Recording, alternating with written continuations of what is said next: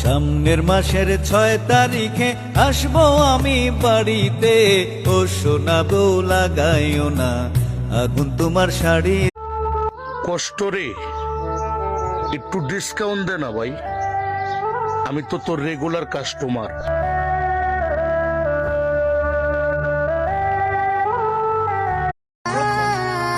Hello everybody, listen to me. I am speaking from Assam. Assam is an educated state. Thank you.